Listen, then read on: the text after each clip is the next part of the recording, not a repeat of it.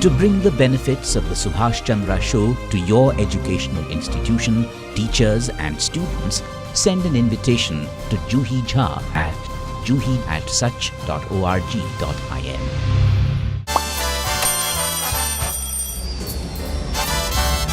Vielleicht nur als Impulsant.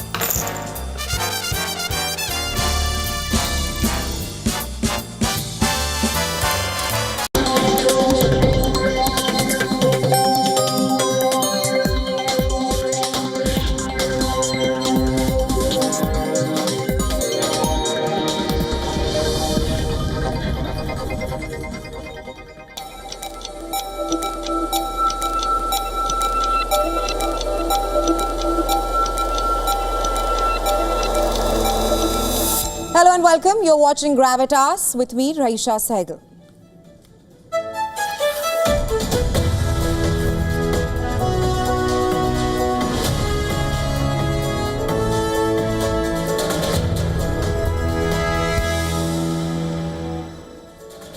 On Gravitas tonight, we put the focus on the Russia-Ukraine war. Is Ukraine ready to give up territory?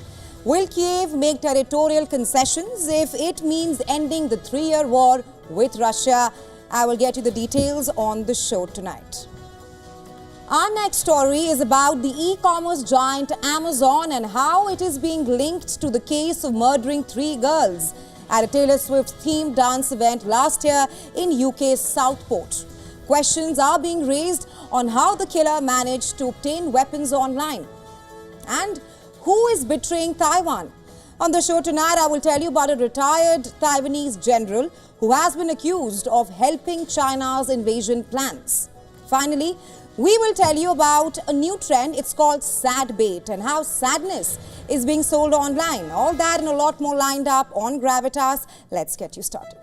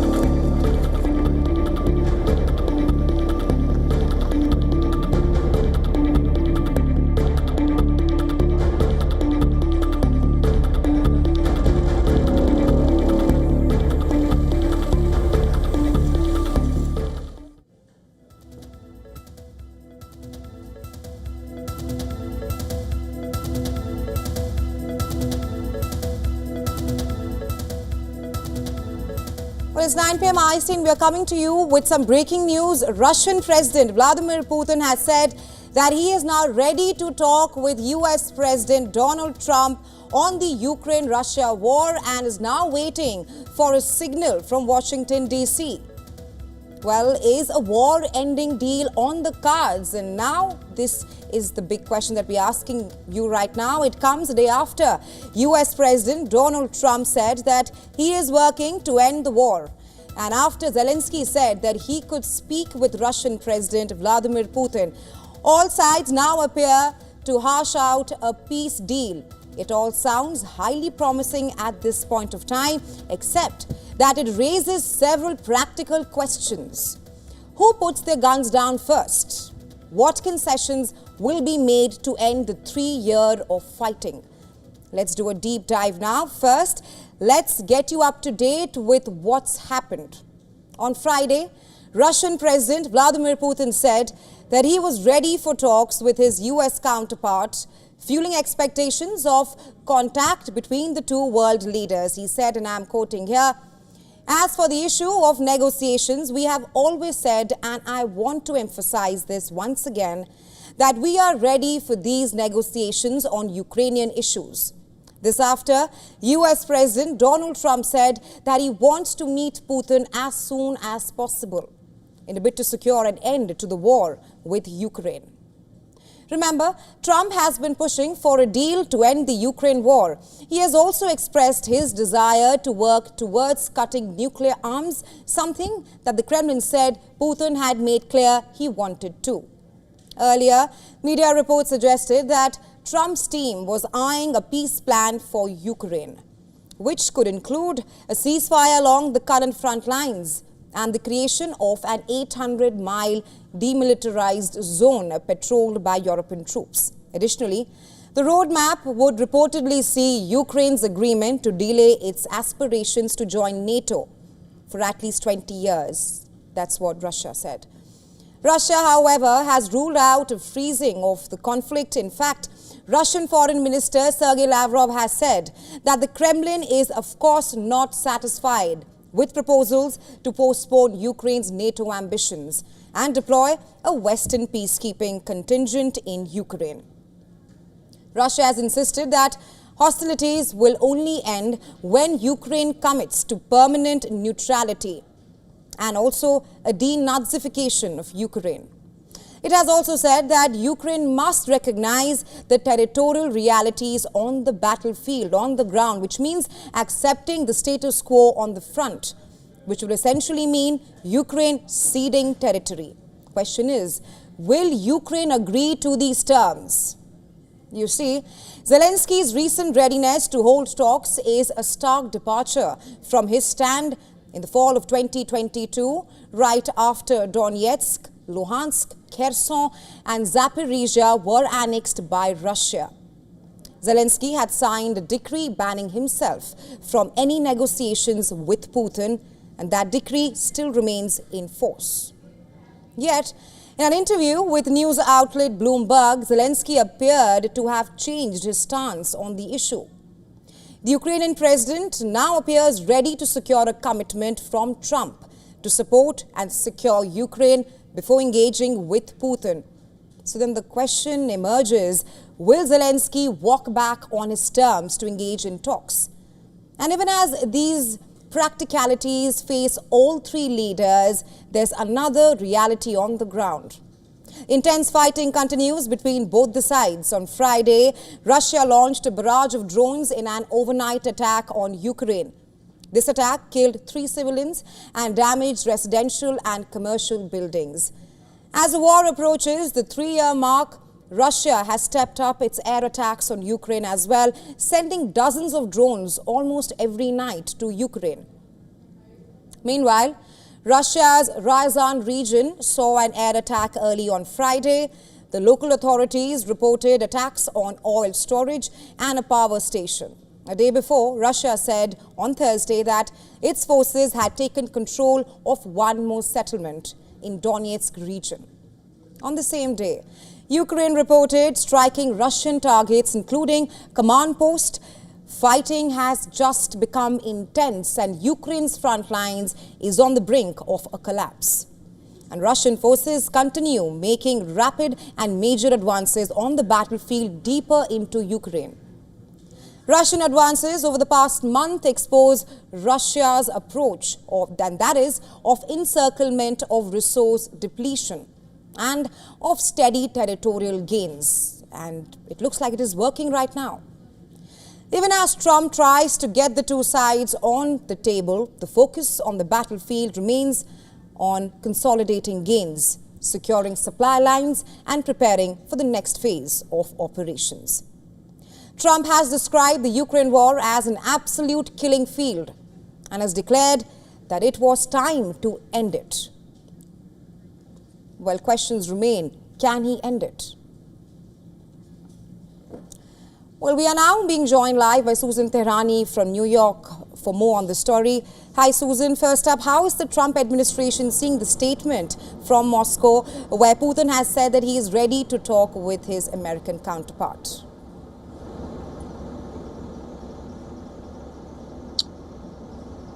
So Putin's remarks are in response to President Trump's remarks at Davos yesterday, where he talked about the human toll and the human cost of the war, Russia's invasion of Ukraine. And while President Trump did mention that there is an economic element to this war, and that's the high price of oil, and that if OPEC brings down the price of oil, then this conflict will end sooner than later. Vladimir Putin dismissed that, saying that the issue with Ukraine is a security concern and not an economic one. So we're waiting to see if Donald Trump is going to respond directly to Vladimir Putin's comments. Putin made some interesting comments, even going as far as agreeing with President Trump that, quote, if the 2020 election was not stolen, then perhaps Russia's invasion of Ukraine in 2022 would not happen. He called President Trump smart, yet pragmatic. These are all sentiments that President Trump has shared regarding Vladimir Putin as well. Policymakers and analysts now believe that a peace deal is closer than ever, notably with Ukrainian President Volodymyr Zelensky, as you mentioned, also expressing a desire to reach some kind of deals. Right, Susan, thanks for joining us on Gravitas with the latest.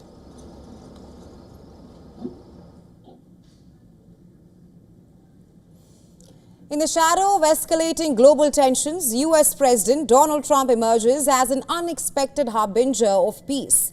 With nuclear threats looming and international relations on a razor's edge, Trump is now pushing for nuclear disarmament and global dialogue. Our next story explains the contours of the proposed nuclear summit. Take a look.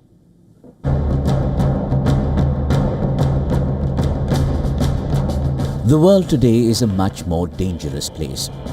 Dangerous missiles are being developed and deployed amid a lack of dialogue between global powers. Humanity is inching closer to the brink of catastrophic confrontation. The US is deploying long-range missiles in Germany. Enraged with the act of the Biden administration, Moscow is increasingly moving ahead to deploy missiles along and even beyond its borders. Russia also changed its nuclear doctrine, blaming the West's actions for the move. Western countries are equally blaming Russia for ratcheting up tensions. All this while a dangerous war is raging in Ukraine. Shunned and sanctioned by the West, Russia is forging deeper ties with China, Iran and North Korea. Against this volatile backdrop, Trump's diplomatic overture signals a potential breakthrough in nuclear arms control. I will tell you that President Putin really liked the idea of cutting way back on nuclear.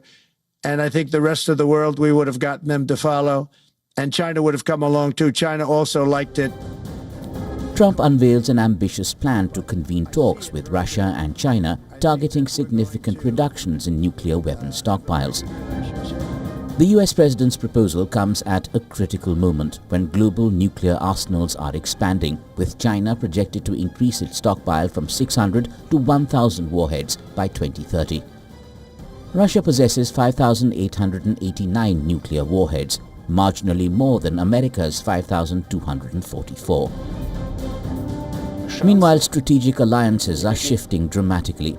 Russia, sanctioned by Western powers, has deepened ties with China, Iran and North Korea, a geopolitical realignment that dramatically reshapes global power dynamics.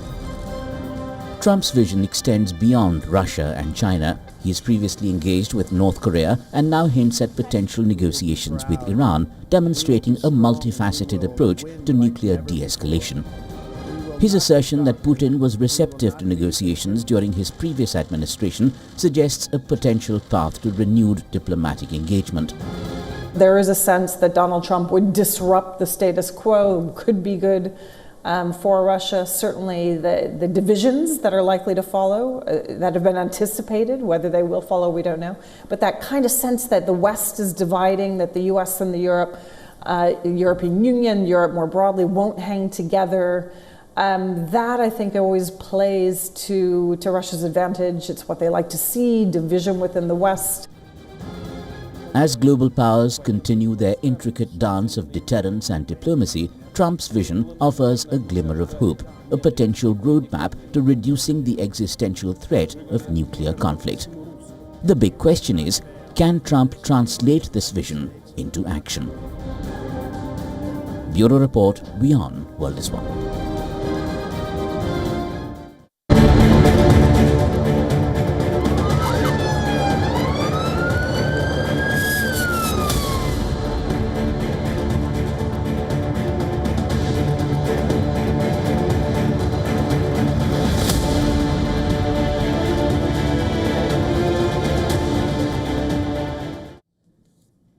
Our next story is about Amazon and the Southport killer. The e-commerce giant has become linked to the case of a triple child killer in the UK. You might wonder why.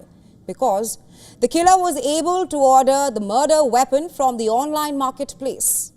I'm talking about Axel Ruda Kubana, the 18-year-old who has been sentenced to over 50 years in prison. And that is for stabbing 3 young girls to death and injuring 10 others at a Taylor Swift-themed dance class in Southport, England last summer. Despite having a previous conviction for violence and being under the age of 18, he was able to buy a 20-centimeter Cerbera knife using encrypted software to hide his address. This was on 20th of July, just days before he carried out the attack on the 29th of July. Earlier this week, UK Home Secretary Yvette Cooper lamented how it was a total disgrace that Ruda Kubana, who was then 17 and with a history of violence, was able to buy a weapon online. Cooper also promised new measures in the crime and policing bill this spring. It could see that the retailer is forced to ask anyone buying a knife for 2 types of identification. Number 1, an official identity document, and second, a live video to prove their age.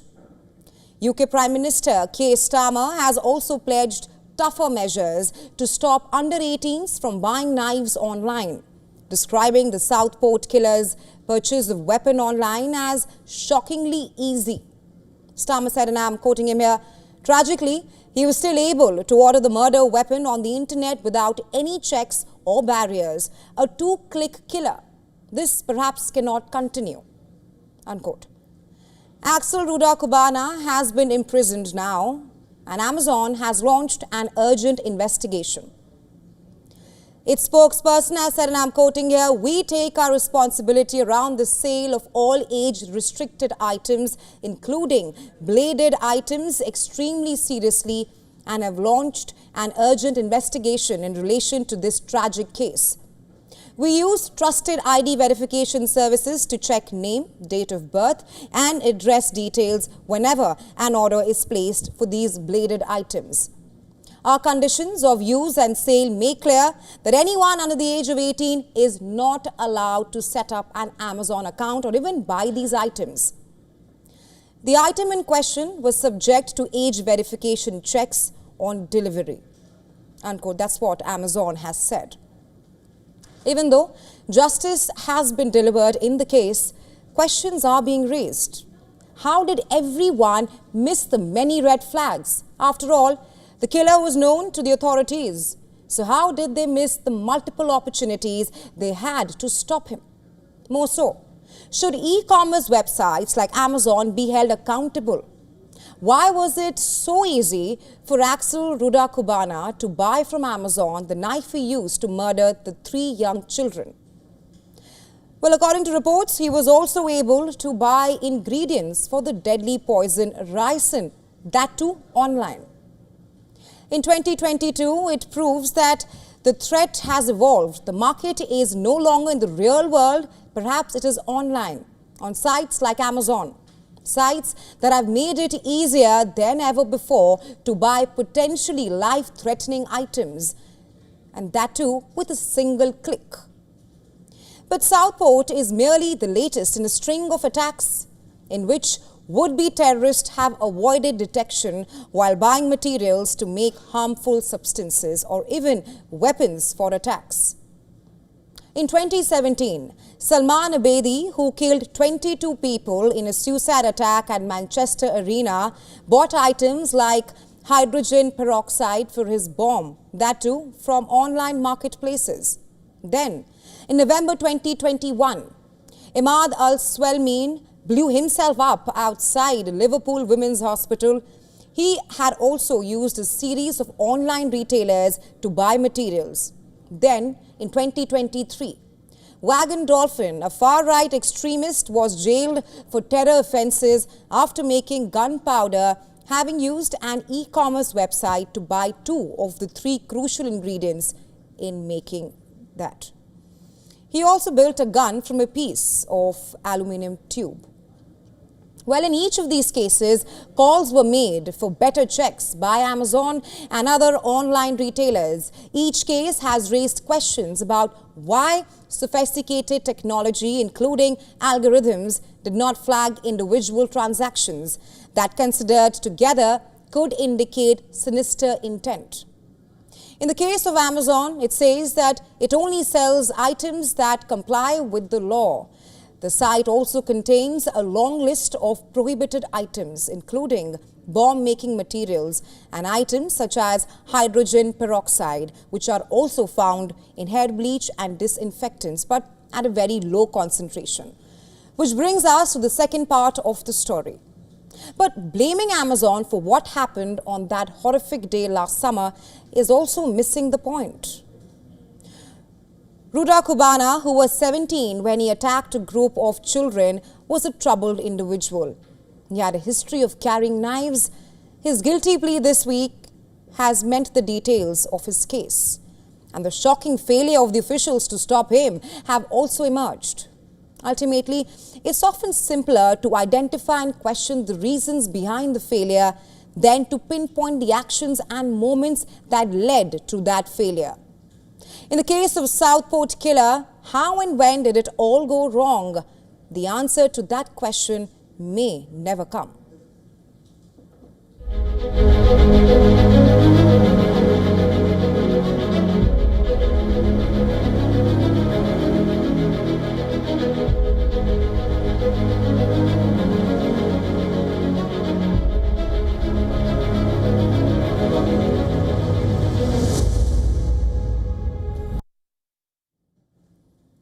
Our next story is from Taiwan, where a retired Taiwanese general has been accused of plotting to create an armed group that would help Chinese forces invade Taiwan.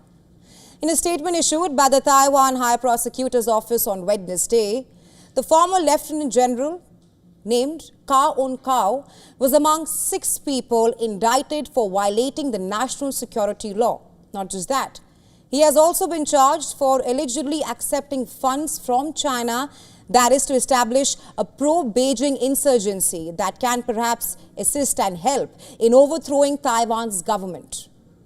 According to Taiwan's High Prosecutor's Office, the 80-year-old former high-ranking officer allegedly received 9.62 million Taiwan dollars from China to form an armed organization that would act like an internal collaborator.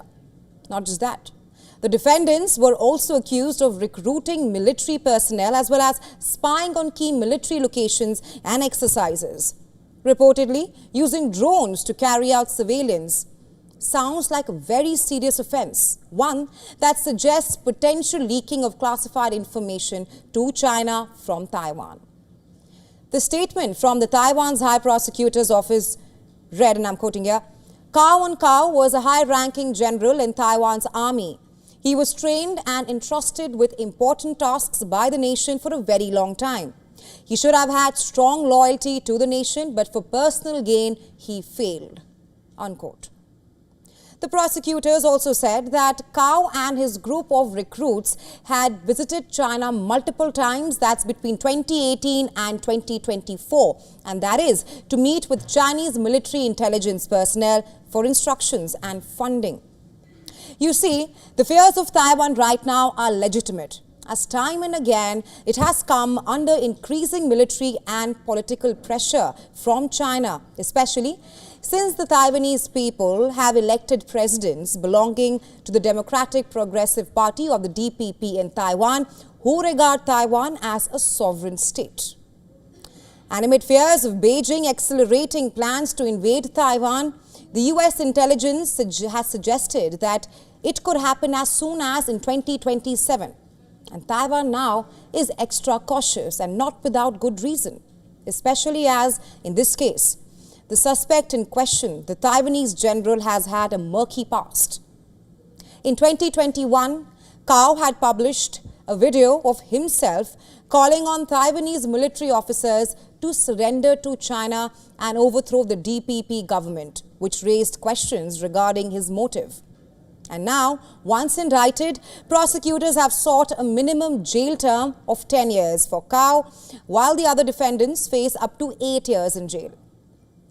Just for context here, cases of spying in Taiwan have also been on the rise in recent times, with Taiwan reportedly saying that almost 85% of its national security cases were found to involve retired military and police officers and personnel.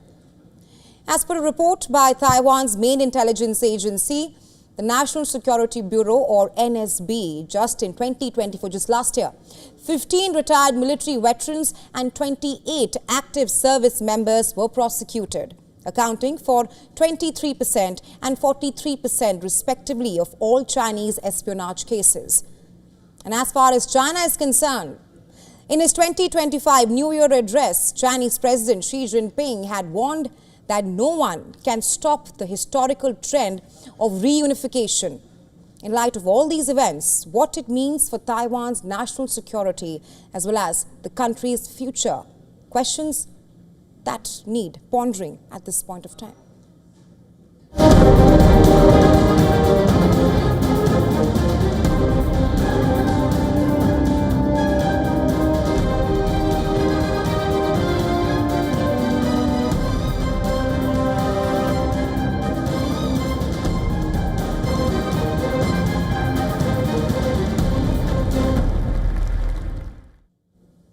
On to the US now. Days back, we told you about President Donald Trump launching a digital meme coin called Trump.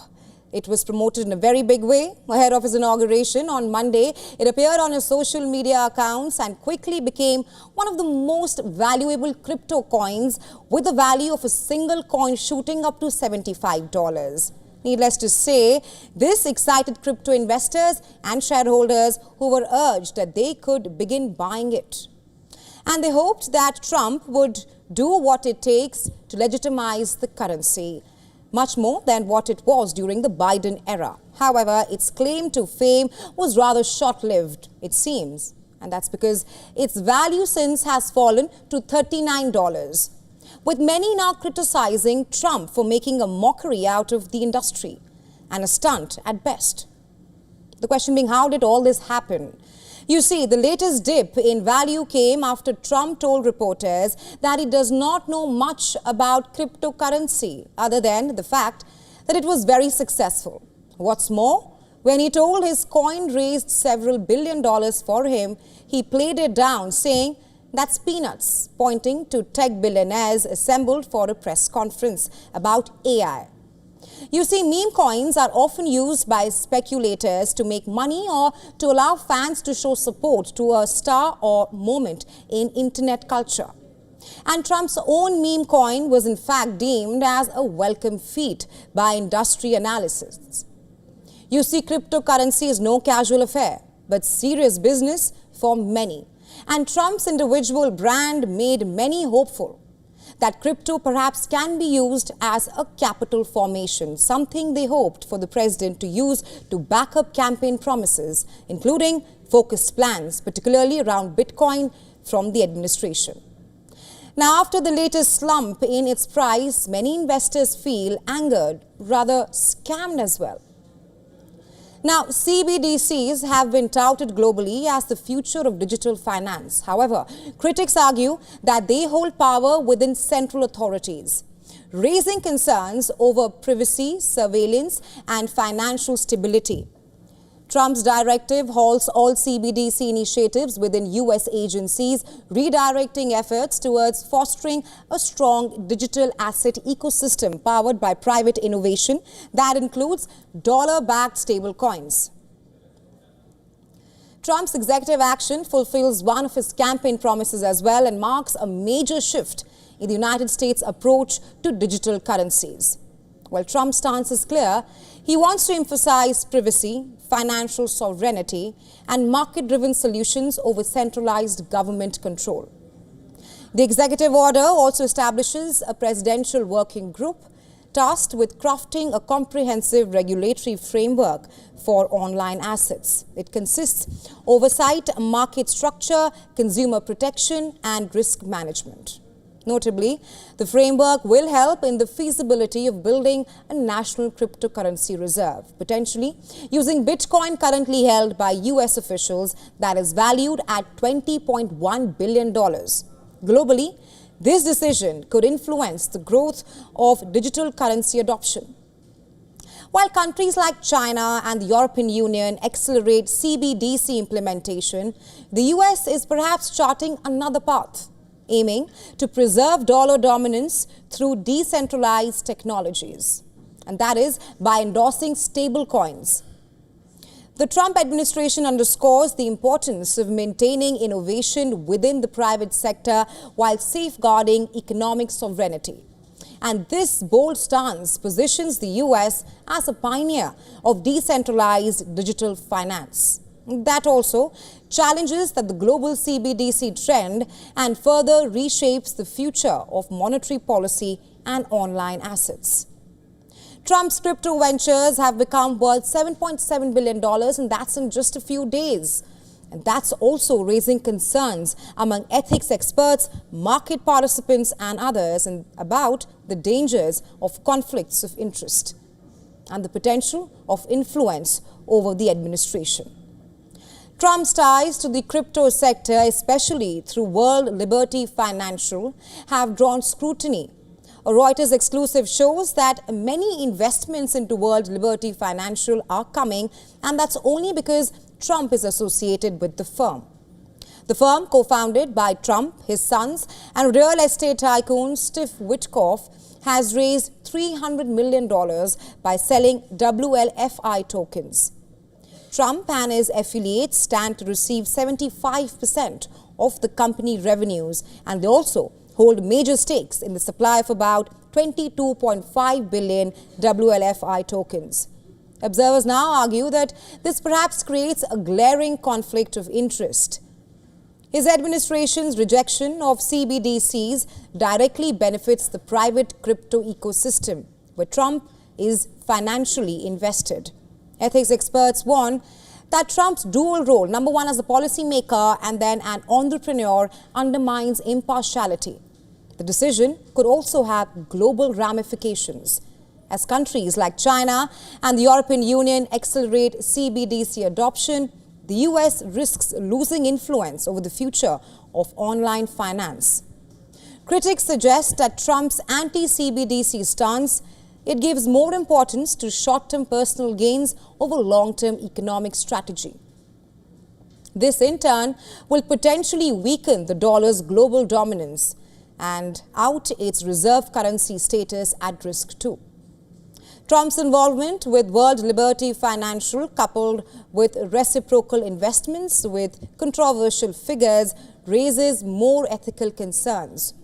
The unfolding saga underscores the challenges of ensuring accountability in the rapidly evolving crypto landscape, where private ventures and public governance increasingly intersect.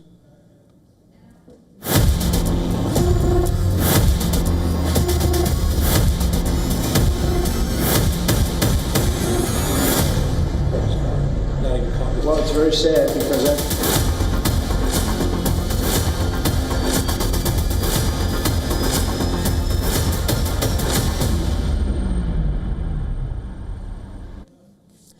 Well, Mr. On stories from the United States of America, where US President Donald Trump has blamed a fish for the wildfires in LA. Sounds fishy? Well, we don't blame you.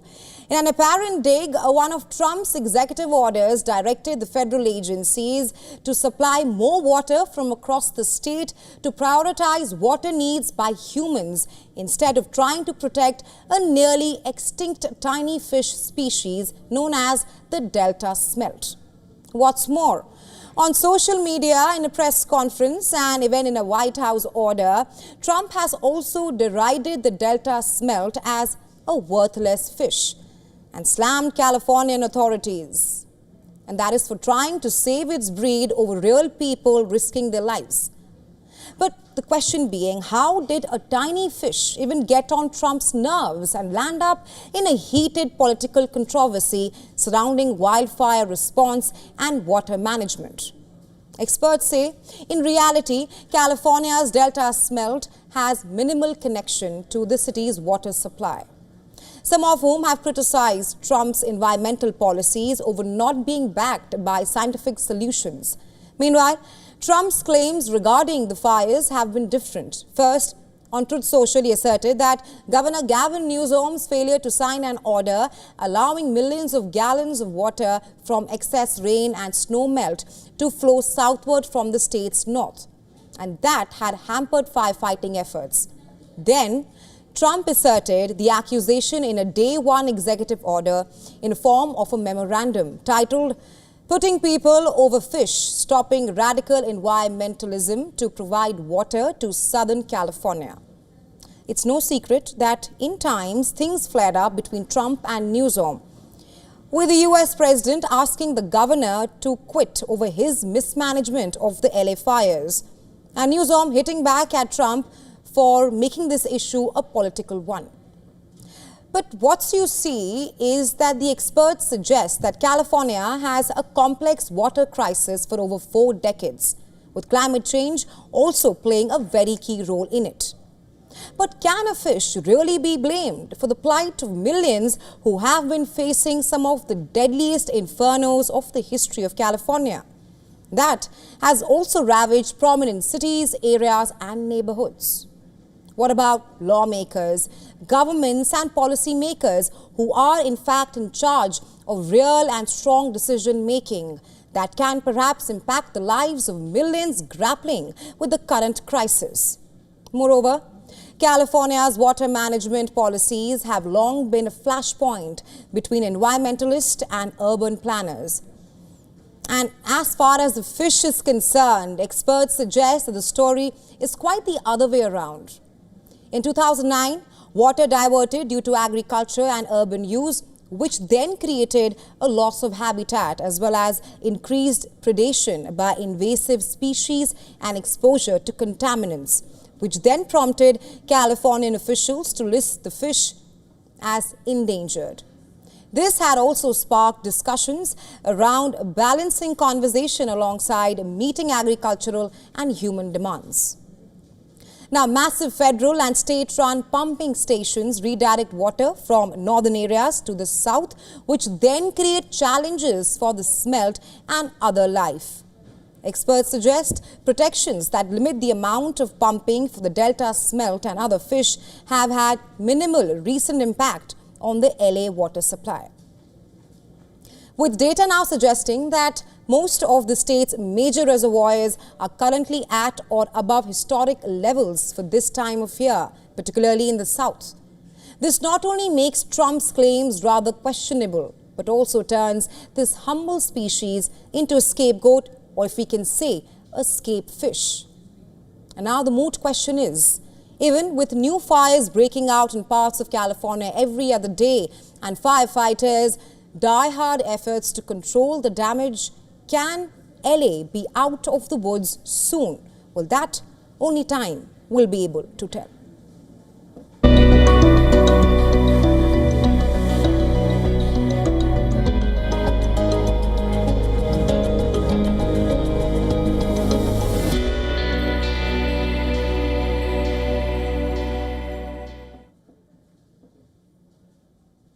The Indian government has sent a notice to cab aggregators Ola and Uber in response to complaints about different pricing for Android and iPhone users. How do companies use this as a strategy? The practice of device-based pricing, in which prices and rates alter dependent on the user's smartphone, is causing ride-hailing applications and e-commerce platforms to come under fire and scrutiny. Well, Ola and Uber, two prominent rideshare companies, have been issued notices by the Department of Consumer Affairs about allegations of disparity in pricing. Well, this is a strategy in which a company sets different prices for the same item based on differing customer types, types of purchase, and various other reasons. In the latest on Ola and Uber, they allegedly charge different fares, different prices to clients depending on whether they used an iPhone or an Android phone to make the booking. Consumers have hit back against this difference in pricing by cab aggregators with proof on social media last month. Social media posts showed rideshare companies charge different rates for the same trip depending on whether the customer used an iPhone or an Android. Prahlad Joshi, Union Minister of Consumer Affairs, Food and Public Distribution and New and Renewable Energy, tweeted on Thursday that his department is working with the Central Consumer Protection Authority, CCPA, to look into all these allegations. A lot of users took to social media to express their dissatisfaction with the fact that compared to users with Android phones, iPhone users were charged more money for the same journey. In response to a news story regarding discriminatory pricing last year, Joshi had said that there will be zero tolerance for consumer exploitation. Some users brought a similar problem with food delivery and quick commerce apps to the attention as well. The minister has ordered the Department of Consumer Affairs to probe other sectors such as food delivery and online ticket booking apps. The allegations range from different pricing driven by AI based on income, gender and location, as well as these apps have such data readily available with them. Device-based pricing is quietly widening the digital divide. The price-sensitive Indian market and consumer confidence are taking a hit as premium gadget owners are hit with price hikes. The problem revolves around algorithmic pricing, a potent weapon used by internet companies. Now, these examine a wide range of customer data, including but not limited to location, device type, spending habits and buying history. Because an iPhone is a symbol of affluence. The algorithm pushes the prices up on the idea that people with these devices, with iPhones, are ready to spend more. However, in response, Uber denied the allegations and said it does not set ride prices based on a user's phone model. And Ola is yet to respond to the videos of these allegations on social media. I have a question for you now. Are we alone in the universe? Humanity's fascination with extraterrestrial life continues to fuel debates.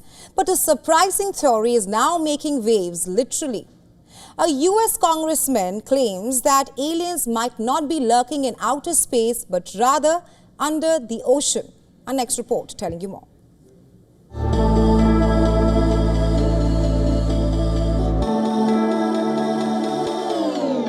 Starlight dancing across the infinite darkness of space tantalizingly hints at endless cosmic mysteries.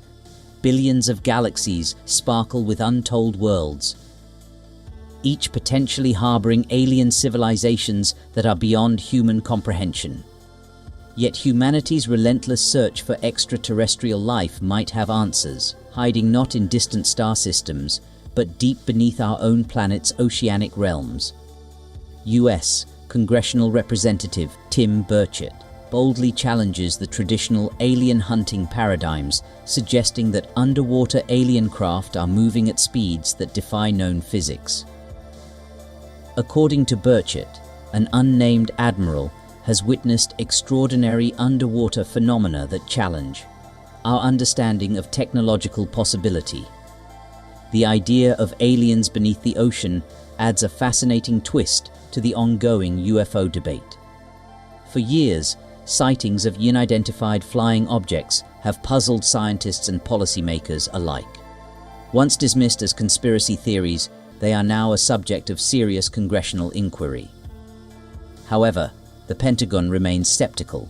A March 2024 report reiterated that most UFO sightings could be explained by mundane causes, such as weather balloons, satellites, or spy planes. Claims made at a 2023 congressional hearing by a former Air Force intelligence officer who alleged that the US had recovered crashed alien craft and non-human origin were also firmly denied. But while scientific consensus remains elusive, the congressman's underwater alien hypothesis adds a provocative new dimension to humanity's age-old quest for cosmic companionship. The ocean, covering 71% of our planet's surface, is one of the least explored frontiers, a potential sanctuary for extraordinary secrets that challenge our understanding of life itself alike.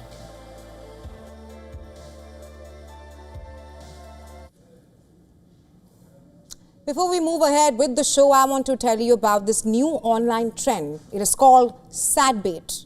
It refers to the way sadness is being sold online. So the term sad bait describes content that is designed to evoke sadness, often in a manipulative way to attract views, shares, likes, or even emotional reactions. Let's now tell you ways in which sadness is being sold online. Number one, social media trends. Platforms like TikTok and Instagram often feature videos where users share their personal and sad stories, typically accompanied by a sad or a dramatic song. While some of these might be genuine, others are just using sadness to boost engagement online. Second, influencers and content creators. Some influencers build their brand around portraying personal struggles or sadness, sometimes even exaggerating their emotions or experiences. All this just for views. Third, clickbait articles online. We all have come across articles online with titles like, "You will not believe how this heart-wrenching story ends," or perhaps, "This heartbreaking moment will make you cry." Now, all these headlines often oversell or exaggerate emotional aspects of the content, further creating a sense of anticipation and emotional investment in the reader. These are just few examples. The internet is flooded with all these sad bait trends. It has perhaps become a powerful tool for driving attention and views. Researchers analyzing highly emotional content online connect its success to the engagement maximizing goals of social media platforms. The algorithms are tuned to strengthen posts that users spend the most time on, commenting, looking at, or even sharing. And even if we say that we don't want to be sad, our online habits disagree. In short, we as humans are attracted to sad content because it taps into deep emotional and social needs. And this emotion is being commodified because it drives high engagement online. In this day and age, our emotional responses are being used as a tool to generate more interaction or sales. Well, what do you think about this trend? Does it feel genuine or exploitative to you?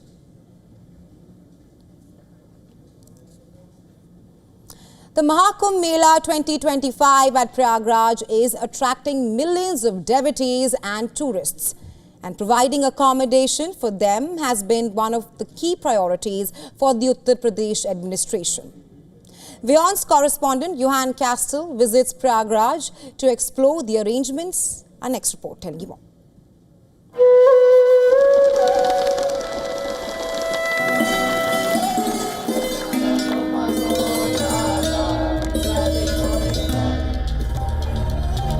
This is the Mahakumbh Mela, the largest gathering of humanity on the planet.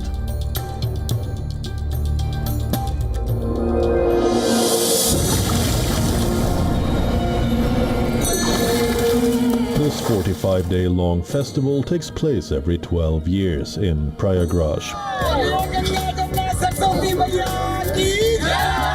This year's event is the largest Mahakumbh Mela yet, with hundreds of millions of devotees expected, thanks to the government's meticulous planning and construction for the festival.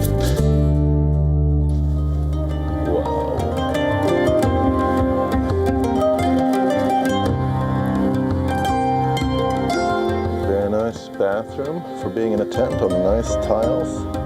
For my visit to the Mahakumbh Mela, I try staying at a luxurious tent camp called Just a Shibir, located along the banks of the Ganga in the juicy area of Prayagraj.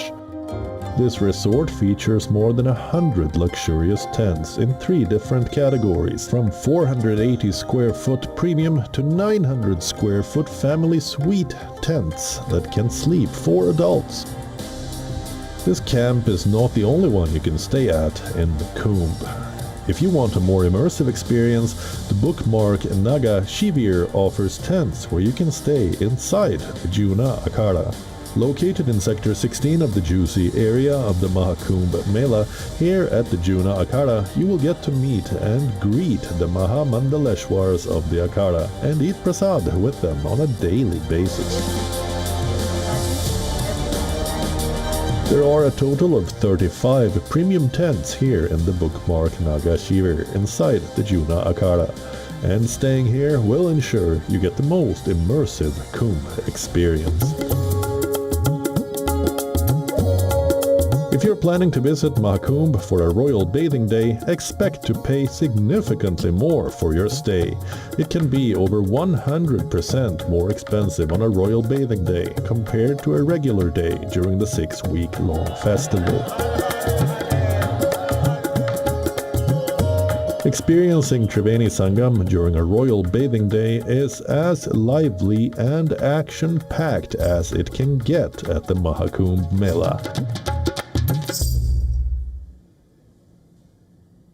In other news, the world's largest iceberg, called A23A, is on track to collide with a remote UK island. The iceberg is reportedly heading north from Antarctica towards South Georgia in the southern Atlantic Ocean, further threatening to disrupt lives of millions of penguins and seals that call it home. If the trillion-ton slab of ice gets stuck, the iceberg could make it hard for parents of baby penguins to feed their young, and some could even starve. The fragmented pieces of the iceberg could float around South Georgia for years, jeopardizing the fate of penguins and seals. The UK Antarctic Survey has said that A23A would likely break up and melt upon reaching South Georgia. However, satellite images show the iceberg still intact, unlike previous icebergs which disintegrated into pieces. In the next 2 to 4 weeks, that the current will take it to the margins of South Georgia, to the continental shelf, where the water becomes much shallower and there's a chance of it grounding. So the current should take it around, but such a huge mass has a lot of momentum behind it, and so there is a possibility it may run aground and become stuck there. Scientists say that what is happening is more spectacular than dangerous. This phenomenon will lead to more fresh water entering the oceans, altering the marine currents and ecosystems. A23A first broke off in 1986 and has been penned in a crowded patch of sea ice for decades until a few years ago. While carving ice berges is common, it is happening more frequently because of human-caused climate change.